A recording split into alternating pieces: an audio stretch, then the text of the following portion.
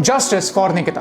कुछ दिनों पहले फरीदाबाद में एक काफी शॉकिंग इंसिडेंट हुआ। एक कॉलेज की लड़की को दिन में किसी ने पॉइंट ब्लैंक गोली मार दी और इंटरनेट दो हिस्सों में बढ़ गया। कुछ लोग अक्यूज को डिफेंड कर रहे हैं और कुछ लोग इसे लव जिहाद कह रहे हैं। प्लीज एक रिक्वेस्ट है, इस वीडियो को पूरा देखिए और अगर आपको लगता है कि मैं जो कह रहा हूं वो सेंसिबल है तो इस वीडियो को शेयर कीजिए। Let me tell you what happened. Nikita Tomar एक फाइनल ईयर की स्टूडेंट जो अपनी एग्जाम देने के लिए 26 अक्टूबर को अपने कॉलेज गई। एग्जाम के बाद वो घर जाने के लिए कॉलेज के बाहर एक ऑटो की वेट कर रही थी। तभी एक गाड़ी से दो लड़के बाहर आते हैं, तौसीफ और रेहान। उन्होंने निकिता के साथ जबरदस्ती करना शुरू किया। उसके कंसेंट के बगैर उसे गाड़ी में बिठाने की कोशिश की और जब वो नहीं मानी तब उसे पॉइंट ब्लैंक गोली मार दी। निकिता एक ब्राइट स्टूडेंट थी, आर्मी ज्वाइन करना चाहती थी। दिन में एक कॉलेज स्टूडेंट के साथ ऐसा इंसिडेंट होने के बाद मेरे कुछ सवाल हैं। क्वेश्चन 1, हाथरस जैसा आउटरीच यहां पर क्यों नहीं? बड़े बड़े लोगों के अकाउंट से एक सिंगल ट्वीट भी मिसिंग। अपेरेंटली ये किडनैपिंग का अटेम्प्ट पहले भी हुआ था। 2018 में निकिता की फैमिली ने इस बंदे के अगेंस्ट एक केस फाइल की थी। उन्हें वो वापस लेनी पड़ी क्योंकि उन पर पॉलिटिकल प्रेशर आने लगा। अपेरेंटली तौसीफ का कोई पॉलिटिकल कनेक्शन है। यहाँ पर मोटिव है, क्राइम का वीडियो प्रूफ है, कन्फेशन भी है। फिर जो लोग पॉलिटिक्स के लिए ऐसे चांस छोड़ते नहीं वो चुप क्यों है?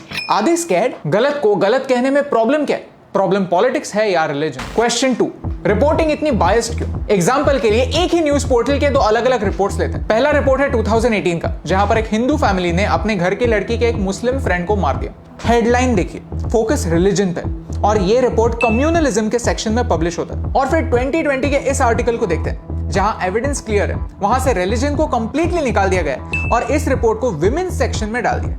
एक इंसिडेंस को कम्युनलिज्म कहना और दूसरे को विमेन्स इशू, ये इतना बायस क्यों? निकिता की मदर कहती है कि तौसीफ निकिता को कन्वर्ट करने के लिए फोर्स कर रहा था। वो उससे शादी करना चाहता था और निकिता किसी और से शादी करना चाहती। क्या हम जानकर भी इन सारे फैक्ट्स को अनदेखा करने वाले हैं? चलो फिर भी एक स्टेप आगे जाते हैं। कहते हैं कि क्राइम क्राइम होता है और क्रिमिनल की कोई जात कोई धर्म नहीं होता। तो डोंट यू थिंक कि ये सेम प्रिंसिपल हर जगह फॉलो होना चाहिए, हर केस में, हर रिपोर्ट में फॉलो होना चाहिए? अगर क्राइम क्राइम होता है तो कुछ चीजों को कम्युनलिज्म का लेबल और कुछ को नहीं, ऐसा बायस। मुझे ना इस हिपोक्रेसी से गुस्सा आता है क्योंकि इसी हिपोक्रेसी की वजह से ध्यान असली इश्यूज से हट जाता है। क्राइम हुआ ये रियलिटी है, विक्टिम को जस्टिस कैसे मिले और इसके बाद ऐसे इंसिडेंसेस ना हो, इस पर फोकस होना चाहिए। और ये कैसे होगा?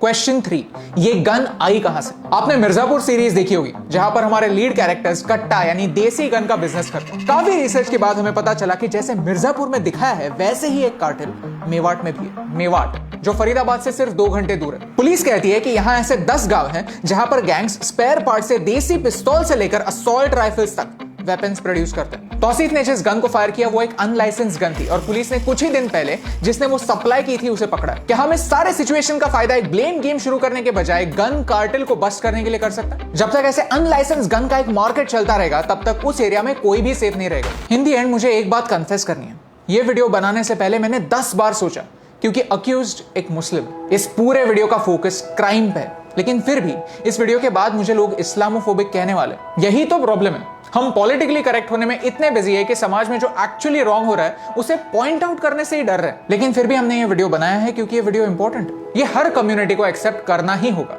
कि कम्युनिटी का एक छोटा सा पार्ट होता है जो ऐसे कांड करता है और पूरे कम्युनिटी का नाम खराब करता है। और जब हम उन्हें पॉइंट आउट करना बंद करते हैं तब अनजाने में ही फ्रांस जैसे अटैक्स को एनकरेज करते हैं। अगर आपके एप्पल्स की टोकरी में एक खराब एप्पल है तो उसे सेपरेट करना आपका काम है, नहीं तो बाकी के एप्पल्स भी खराब हो सकते हैं। तो I want to request this to all the people out there, come out and start talking about crime equally.